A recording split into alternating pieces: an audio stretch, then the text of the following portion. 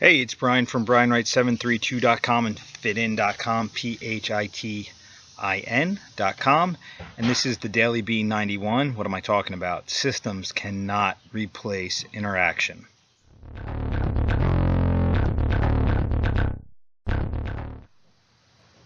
Hey, this is Brian again, and systems are a great thing, and it's a necessary thing for how we run our schools. We have to have a plan, and we have to have, a consistency, which we can call a system in place on how we operate. I believe in transparency. I believe everyone should get the same level of service. Everyone should have the same level of contact.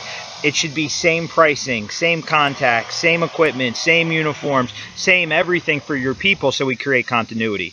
Continuity creates confidence. I like that. I don't know if I've said that before. Continuity creates confidence. It does. Think about it. If you don't have continuity, you're going to have ambiguity, which is going to create questions. So if you're questioning, is the guy next to you paying the same as you? Is the guy next to you getting the same price on gear as you? Is the guy next to you getting the same criteria for advancement that you have? If there's questions about that, that can create animosity in time. When everything's good, you can get away with murder, but the minute that things are bad, any ambiguity you've got is going to be used against you. That is just a fact. That's the way humans function. So to eliminate people using your gray areas against you, make sure you don't have gray areas.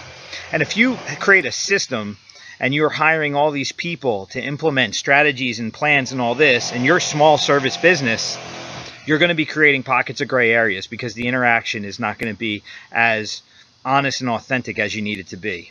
So you may have a great staff that's doing great things, but that's the norm is not, you are not replaceable. You started your business, your people are used to you, and when you replace yourself, it's tough. So this model that people have where they say, as the owner of the business, you can teach when you want to teach. That you can, kind of come and go as you please, and you've got all these other people doing your bidding for you. It has a limited ability to work. I know a lot of guys that I see kind of going off into that area, but when the numbers start to dwindle, they come back, and then the numbers go up. And if they get complacent again and they start, it's this. We want this in terms of systems, and we want this in terms of retention and growth. So you've got to find an amazing instructor and go all in on that and let that person be the leader of your school. Or if you were the leader and you are the person people are coming for, you've got to be that guy. There's really no way around it. So if someone's trying to sell you a system that's going to replace you, understand that systems are not human. Systems are not you. Systems don't have the experience and the rich, diverse history that you have.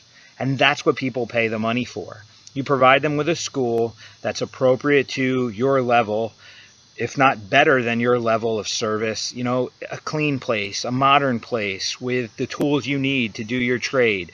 And then you provide your history through your communication, through your teaching ability. Then you have, proper business practices, so you're transparent. People know what everything costs. They know what the term of membership is. There's no questions. There are no gray areas. You are who you are. Your business runs the way it runs, and your facility accommodates it. It's that simple. So, this model of running your business from remote in a small service business doesn't make a lot of sense to me. If you're going to buy into the idea that you don't have to work that much to make a lot, I don't know if you're going to find success, because the reality of it is the level that you want to attain is going to require a certain amount of effort. And if you're not personally committed to that effort, it's just not going to work. Now, here's the one thing about these systems I just got to go back to, is that the guys that are selling you on the idea that you won't have to teach, they're not explaining to you on the front end. What they're asking you to do instead is become marketers and become managers of information.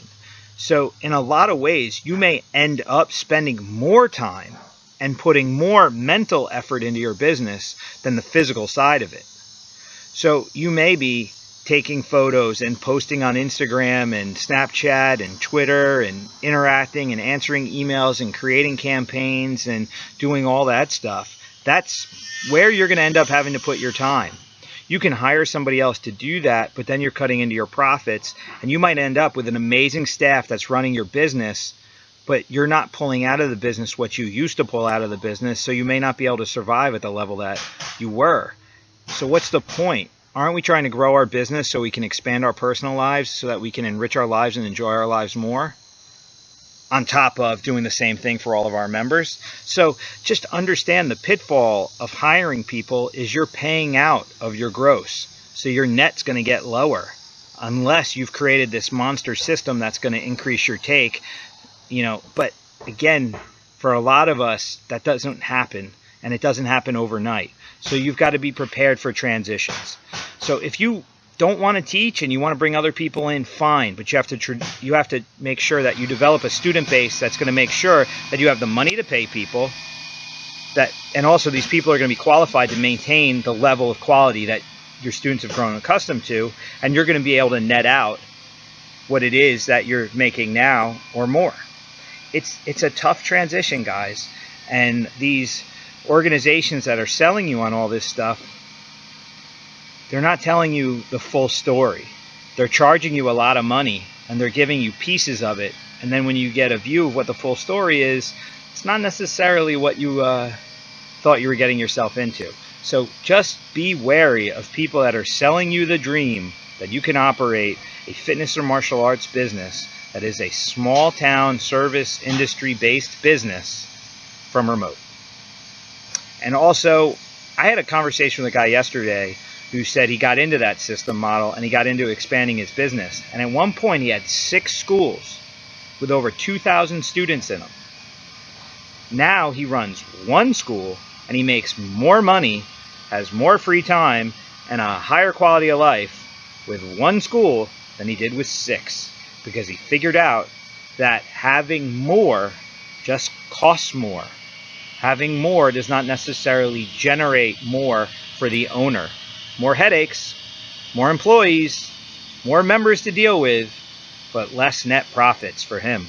So now he's making a lot more money in a much more sane way and providing a much higher level of service in his 1 school. And I'm not saying don't open up multiple schools if you have the opportunity to do it. I'm saying just understand, if you're going to expand and you are going to bring people on, you have to do it in a way that maintains your quality of life at minimum and increases it at best. Because what's the point? You're not a martyr. You want to increase your quality of life so that you stay happy and motivated and providing service of value for your customers. So that's my rant of the day. Do not replace your humanity with systems. Use systems to enhance your humanity. Do not eliminate yourself from the process, because people that are used to you are not going to be happy if you eliminate yourself.